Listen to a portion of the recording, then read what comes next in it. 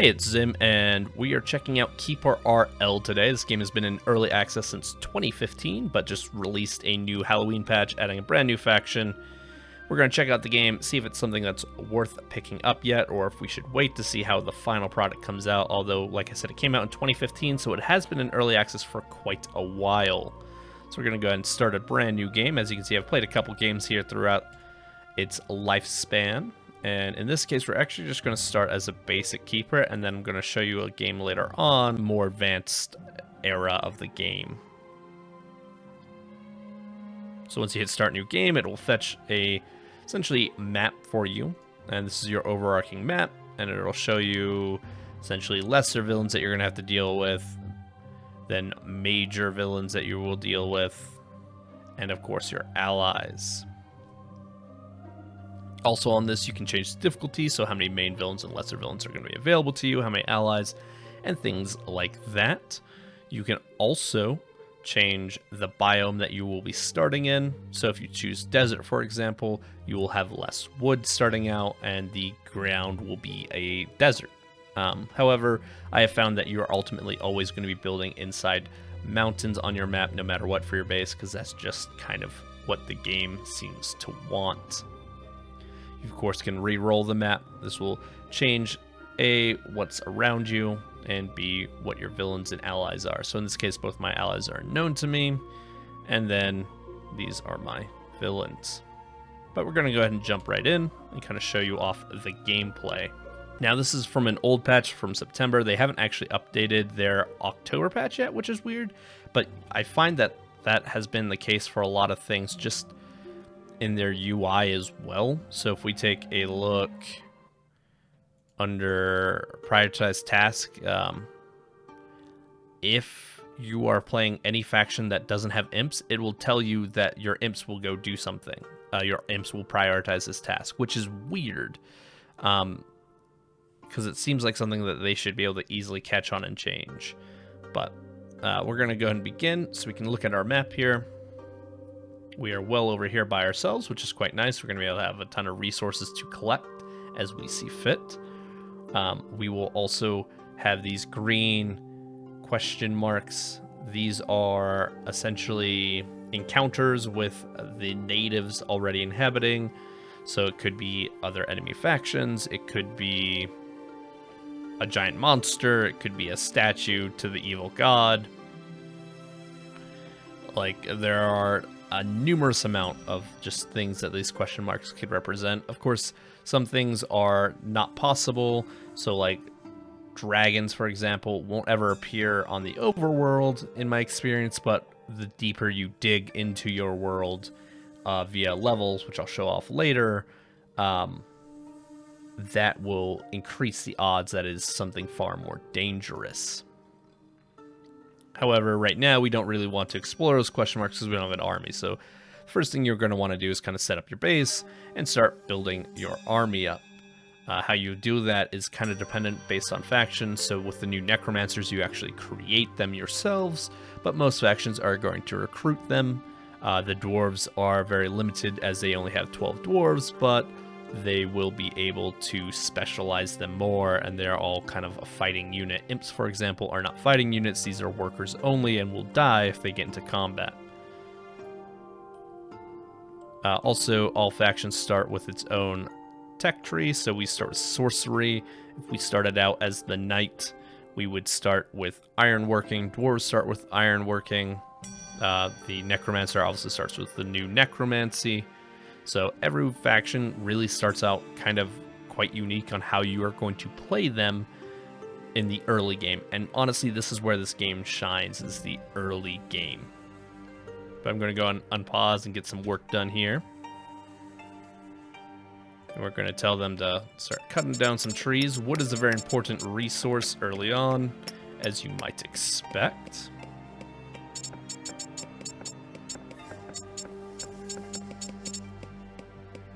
The soundtrack and audio for the game is fine. I don't think it's anything very special or to write home about, but it is not bad by any means. So we're going to start carving out some tunnel here. And as you can see, we can start seeing our recruit pile come in.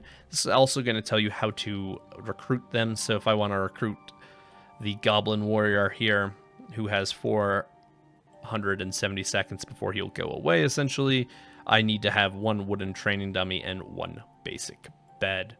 So a place to sleep and a place for it to fight. Then I can recruit them. We also have a population down here. That means how many units I can have. Now, workers never count towards your population. So in this case, we have a ton of imps, 4 to be exact. If I bought more imps, they would not count against my population. Population is only counted against everything else, which is other units. The only one who kind of ignores that is the Necromancer, and I guess the Dwarves as well, because the Dwarves are a fixed population, and the Necromancer is creating all his minions, so he doesn't care about population. You, of course, can increase population by building different things like statues, both golden and otherwise.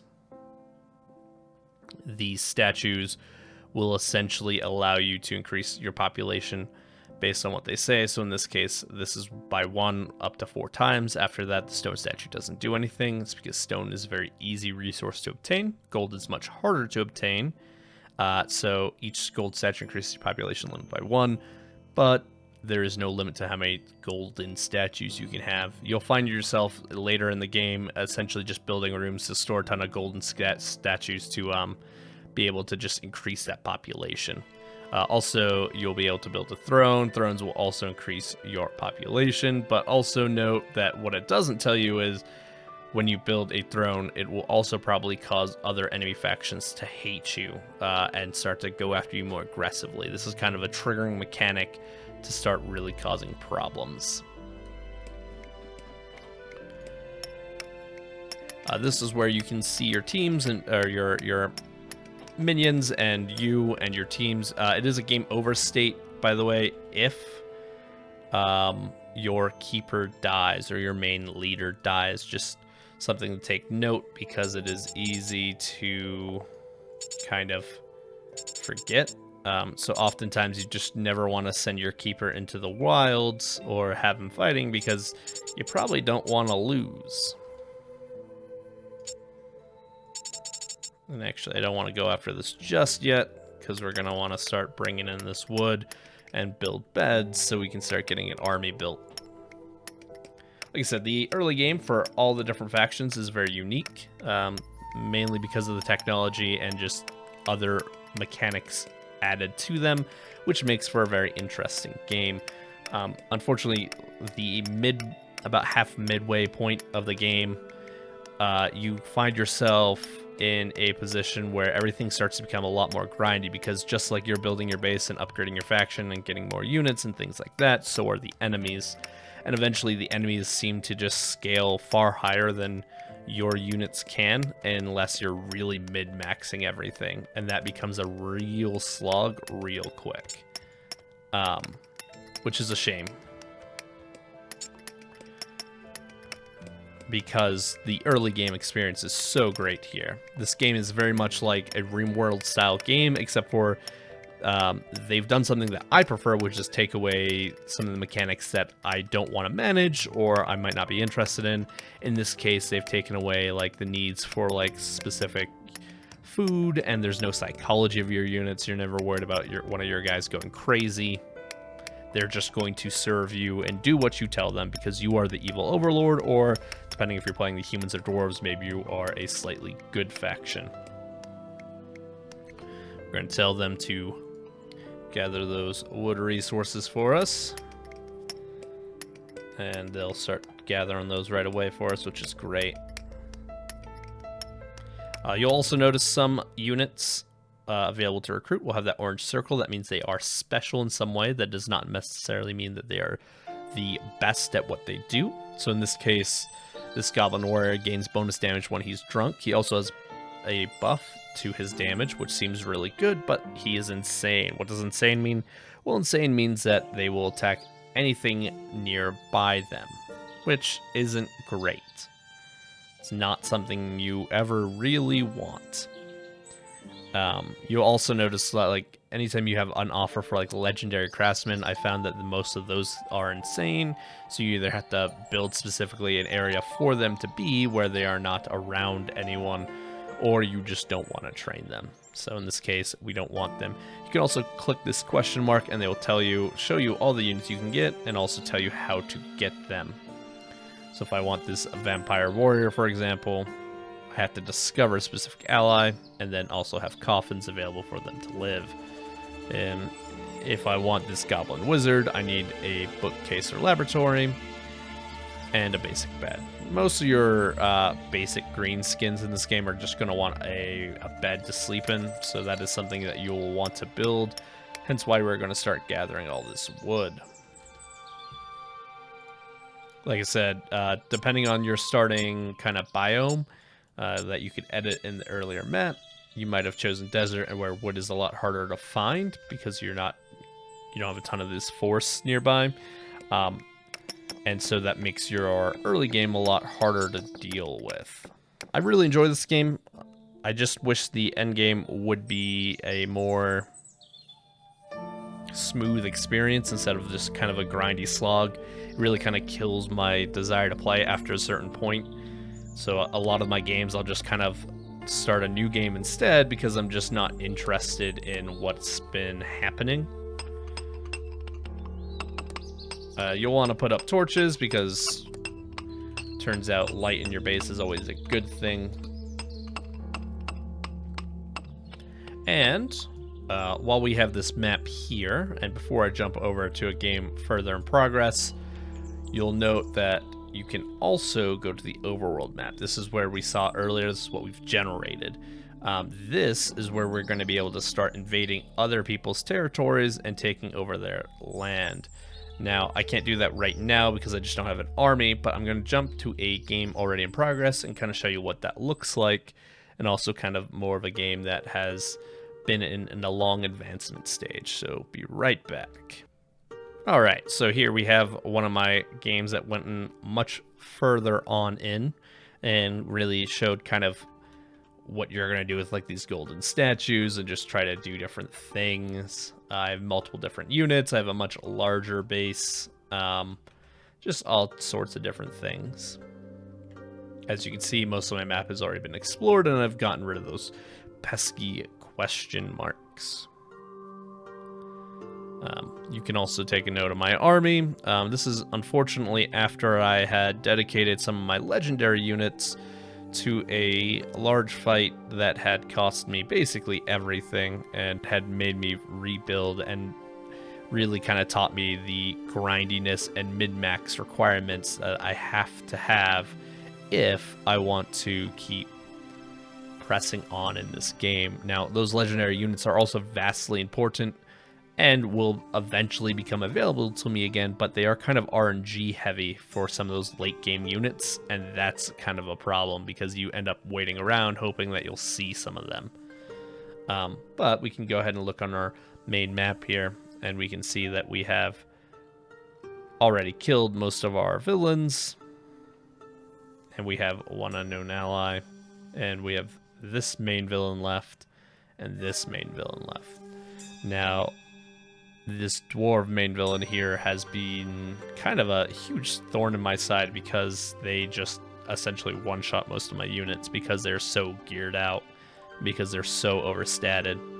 And this dungeon here is, I pushed most of the way through, but now have reached the final boss, who also can basically kill anything in like one hit and takes very little damage. But I'm going to go ahead and show you what it looks like to send a team out if you were to invade a map. So we'll take this. We'll have the... Oh, I don't want to lead the... We'll lead with Lagash. We'll hit control. So he is leading all their armies. And then if I wanted to go here, I'd bring them here, and as you can see, we're on a new map. That was not the one I started. I've already explored this one. This is to find allies. Now, with these maps, you can loot, pillage, find your friends, take care of all their question marks, take care of the enemy factions here, but that's it. You can't build new bases here. And so you can only ever build on the base of your own faction. We're going to exit control mode, and they'll return to my base of their own free will. Usually takes about a minute for them to kind of filter in, and they'll come from down here and then just kind of slowly move back to my base. Now, you'll find yourself asking then, well, how do I... Whoa, why is my vampires dying? Oh, because it's daytime. Yep, that makes sense. With undead units like that, you're going to have to be very careful because undead units will just die. It's kind of a frustration, especially if you're playing the Necromancer faction. I don't know why my cave bear is taking the long way around, but it's fine. Like I said, the AI for this game can be kind of frustrating because it's just not very intelligent. But if you are constantly already, you know, expanding and using resources for armies, how do you get more resources after you've exhausted the ones? Well, you have to dig down. This is a system that's not very well explained, but just something you'll figure out. Of course, you can keep digging down, and there's a room of golden statues for me, and you'll have more resources available. So as you can see, I don't have any more resources here, so what did I do? Well, I dug down again. And in this case, I have some stone still here if I need stone, but I'm doing quite well on stone. And so what do I do? Well, we dig down. You can click on the staircase, or you can go over here, up here, where it says your different levels that you have available. Just a drop-down menu that you can also just click through, and it'll show you different things. Now, these show as green on our map, which means they act as trees, which will be available for you to cut down. And of course, as you dig throughout these, you might also find new question marks, new enemy factions, or new treasures for you to use. It's kind of a cool mechanic. I like it a lot, but there are some flaws to it as well. Mostly the random nature of it means that you don't know what you might find, including constantly needing to dig down because you're not seeing the resource that you need to find. You'll note, for example, that adamantium, I have 25, so I don't have a ton of adamantium, which means I'm not finding a ton of it, and I haven't found any adoxium, but I have found some fernite. You'll notice a large dead amount of zombie corpses here, so it's an unfortunate area for me. Vast amounts of water, which is kind of a cool thing. It's again just stone, probably some gold and metal. And then finally, this is the area where there's a ton of adamantium. Well, it seems good. The only problem is, as you can see by many of my dark elf corpses and harpy corpses and things like that, is that there are enemies down here. In fact, there are adamantium golems. These golems have basically made it impossible for me to move any unit down without getting blocked on the staircase and then instantly dying to one of theirs. So I can't use my numbers to overwhelm them, and I don't have any units that can actually fight them. They all just die. This is where the randomness of the digging down becomes a very big problem, because there's no way for me to continue to descend down and deal with these golems because my staircase is stuck here, and you can't make a new staircase anywhere else. I've tried. So it becomes vastly problematic. Just one of the bigger problems with the randomization of this game is that you could end up in that situation, and worse, like if you've already expended your legendary units trying to deal with an enemy, well, you don't have any units that are really going to be able to go toe-to-toe with a couple of golems as they smash your guys. Just doesn't happen. And unfortunately, before they can even lay an attack out, they'll die on the staircase being attacked by one of the golems. Just how the timing works out, which is unfortunate as well. So what do I think of this game? I think there's a lot of content here. I think it's a lot of fun to play, especially in the early game. I think faction diversity is very good here. What I don't like is how grindy the end game becomes, and it becomes a very big slog that I often contemplate whether or not I want to keep playing a game after so much time put into it, which is a big letdown. Now, I bought this game on sale, I guess, because I swear it was only $9.99 or your regional equivalent. However, the game is actually $19.99 or your regional equivalent. And for that price, the question is, do you get enough content here? Yeah, absolutely. Is the content fun, though? Well, that's where the issue kind of starts to show. I think that this game is probably the right fit for someone who really wants a RimWorld style game, but doesn't want to deal with like the RimWorld style stuff like insanity, trying to find the right job for the right person, things like that. I think most people who want a RimWorld experience will probably go to RimWorld. There are a select few like me who just don't want to deal with the insanity and the special requirements that require you to micromanage everything.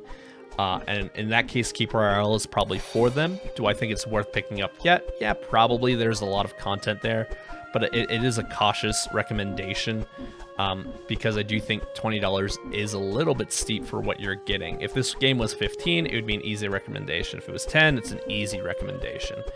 But at $20 or your regional equivalent, I think it is very cautious. I would say look into the game more. And really ask yourself what you're hoping to experience and get from this game.